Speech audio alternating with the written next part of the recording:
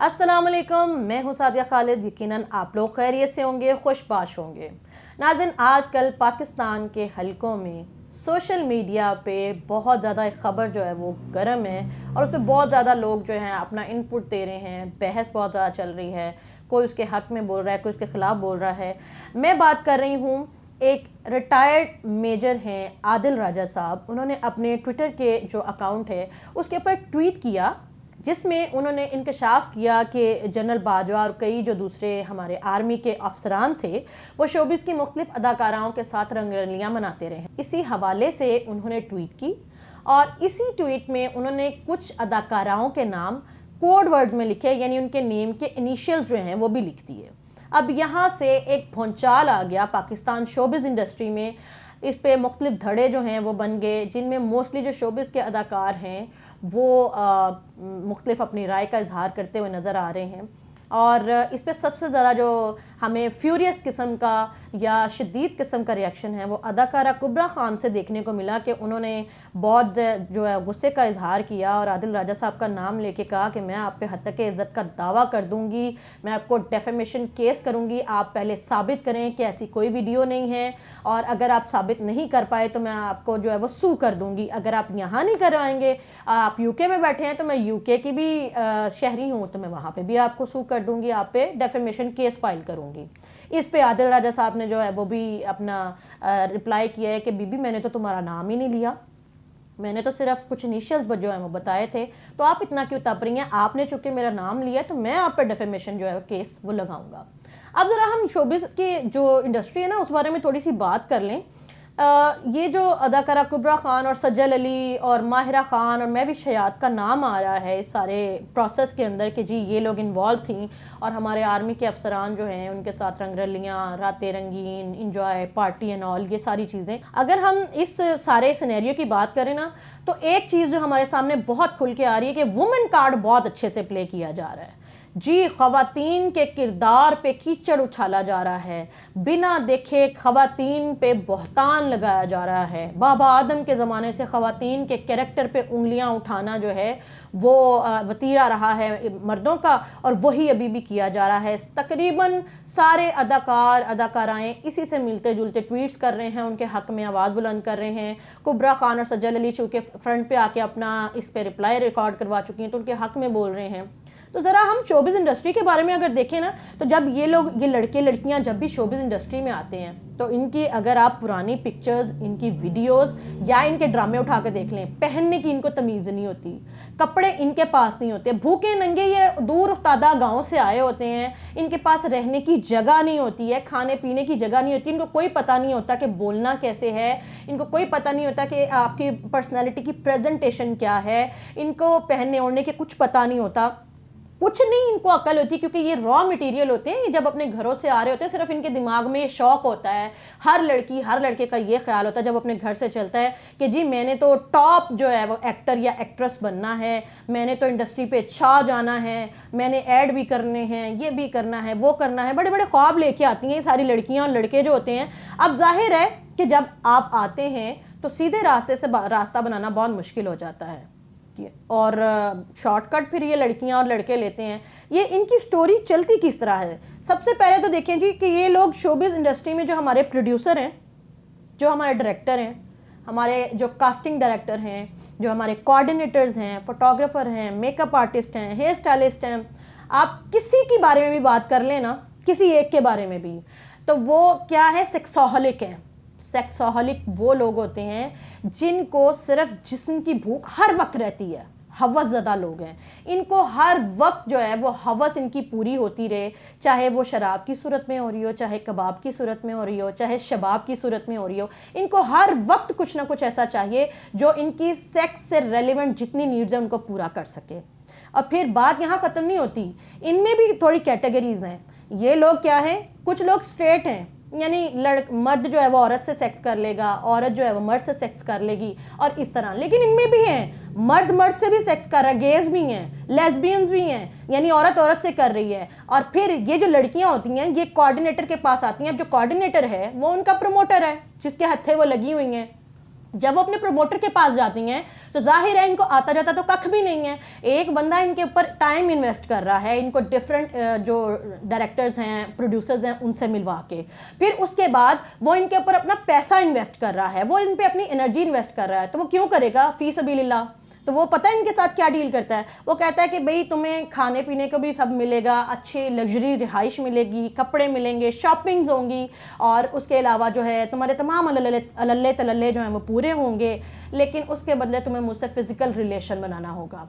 अब जो लड़कियां या लड़के इस चीज़ को रेडी नहीं है, पसंद नहीं करते, वो वहीं से उनको इनकार करके छोड़ के चले जाते हैं कि sorry we can't do that. Simple सी बात है। लेकिन जिनको भूख होती है कि नहीं शोहरत चाहिए, पैसा चाहिए, नाम चाहिए, वो किसी मजबूरी में इनको हाँ नहीं करती, वो अपनी मर्जी से इनको हाँ करती हैं। लड़के या लड़कियां इनको अपनी मर्जी से, अपने प्रमोटर्स को, अपने कोऑर्डिनेटर्स को अपनी मर्जी से कहते हैं कि जी वी एग्री, आप जो कहेंगे हम करने के लिए तैयार हैं। बल्कि कुछ लड़कियां तो आके कहती हैं आप हमें काम दिलवाएं, आप उसके बदले में हमसे जो चाहें हम वो करेंगी। तो जो चाहे का मतलब क्या है? वही जो आप भी समझ रहे हैं और मैं भी समझती हूँ। फिर बात यहाँ खत्म नहीं होती।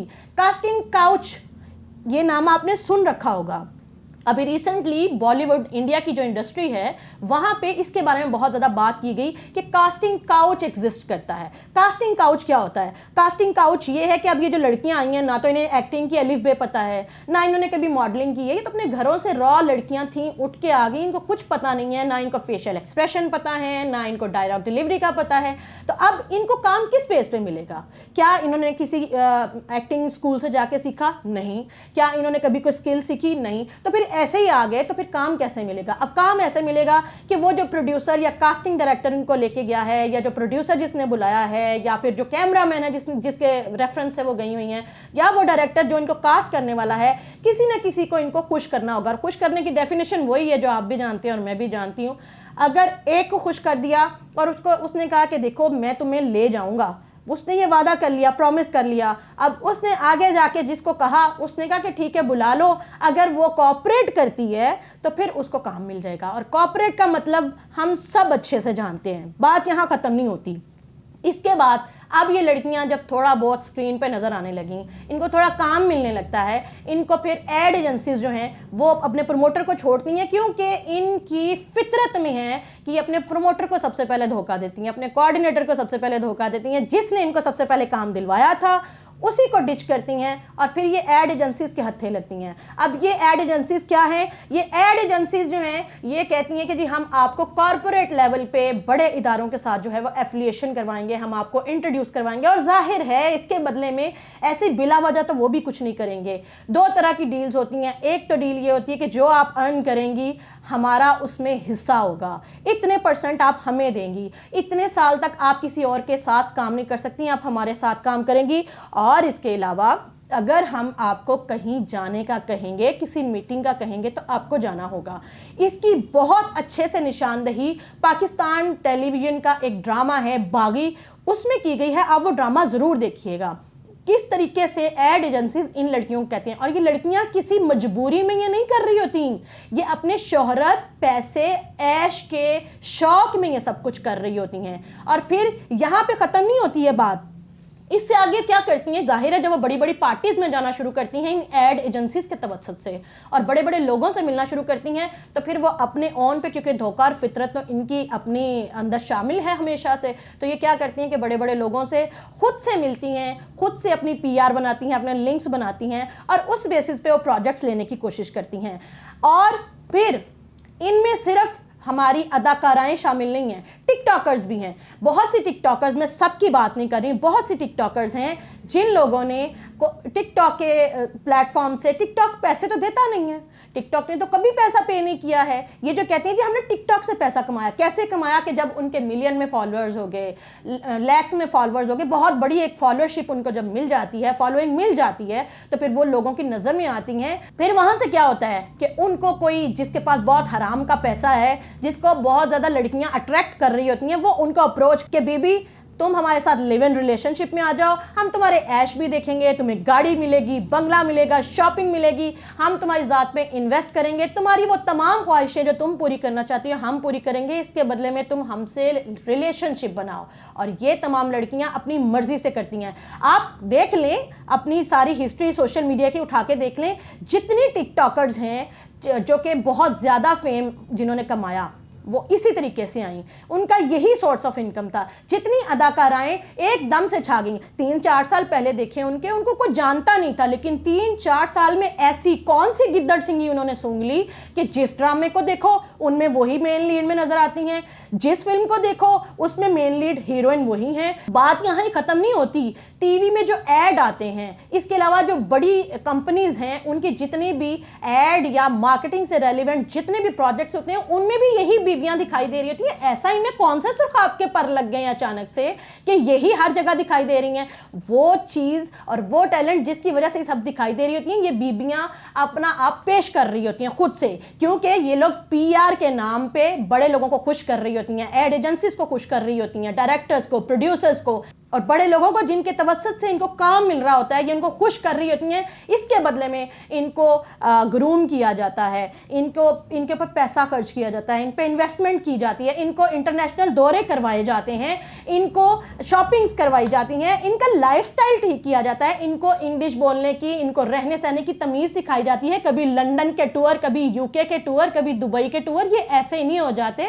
आखिर कुछ तो है जिसकी पर्दादारी है। ये अदाकाराएं अपने फ़वायद हासिल करने के लिए, शोहरत कमाने के लिए, नाम कमाने के लिए, पैसा कमाने के लिए, इंडस्ट्री पर राज करने के लिए अपनी मर्जी से ये सब कुछ करती हैं। और फिर मज़े की बात है कि इनसे जब इंटरव्यू किया जाता है तो सब अदाकाराएं एक ही डायलॉग बोलती हैं कि जी हमारी फैमिली में कोई इस इंडस्ट्री में नहीं था, हमने बड़ी मेहनत से ये नाम कमाया है, हमारी बहुत मेहनत लगी है। जी हाँ, वो मेहनत रातों में होती है, दिन में नहीं होती जो ये मेहनत करती हैं। इसके अलावा जब भी इन लोगों को ज़रूरत पड़ती है कि जी हमारा नाम जो है वो शोबिज़ इंडस्ट्री में थोड़ा डाउनफॉल का शिकार हो रहा है, हमें प्रोजेक्ट्स नहीं मिल रहे, तो यहाँ वो क्या करती हैं कि जो उन्होंने पल खुशी खुशी में किसी के साथ, किसी प्रमोटर के साथ, किसी इन्वेस्टर के साथ या फिर अपने किसी लिव इन रिलेशनशिप वाले पार्टनर के साथ बिताए होते हैं, फिर उस पर हैरेसमेंट के इल्ज़ाम लगा के उससे पैसे कमाए जाते हैं कि हमें पैसे दो वरना हम तुम पे मी टू का केस कर देंगे, हैरेसमेंट का केस कर देंगे। और जाहिर है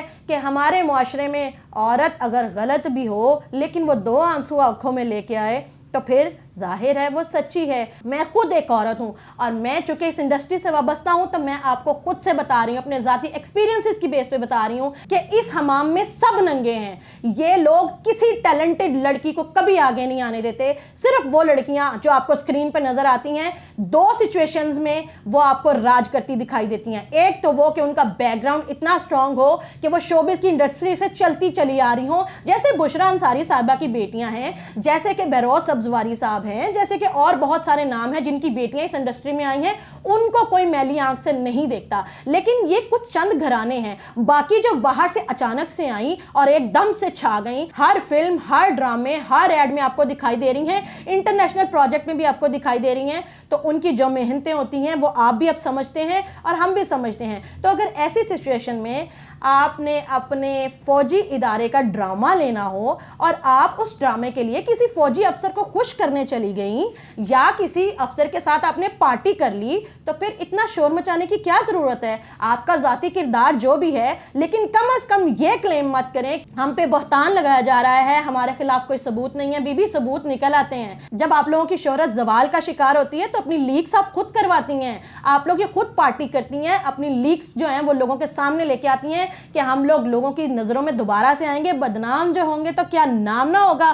पाकिस्तानी ड्रामा इंडस्ट्री हो, फिल्म इंडस्ट्री हो या फिर टीवी एड्स वगैरह हो, वहाँ पे जितनी आपको ये दावे करते नज़र आती हैं ना, चाहे मजबूरी से चाहे खुशी से, हर लड़की सिवाय इसके कि उसके पीछे बैकग्राउंड बहुत ज़्यादा स्ट्रांग ना हो, शोबिस से रेलिवेंट ना हो, वो यही सब कर रही है। और ये जो वुमेन कार्ड प्ले करती हैं वो इस बात को जान लें कि अवाम पागल नहीं है, वो समझते सब हैं, लेकिन क्या करें, ज़ुबान का चस्का है, मज़े भी तो लेने हैं। आपकी लीक्स आएगी कुछ देर के लिए, वो भी मज़ा ले लेंगे, आप भी लाइमलाइट में आ जाएंगी।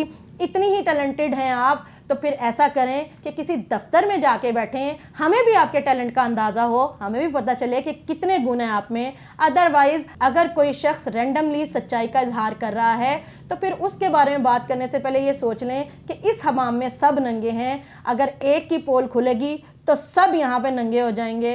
तो अपनी इज्जत अपने हाथ में होती है, खामोशी अख्तियार किए रखना बेहद अच्छा है। इसके अलावा एक और चीज़ जिसके बारे में हम लोग जानते हैं वो है हनी ट्रैप।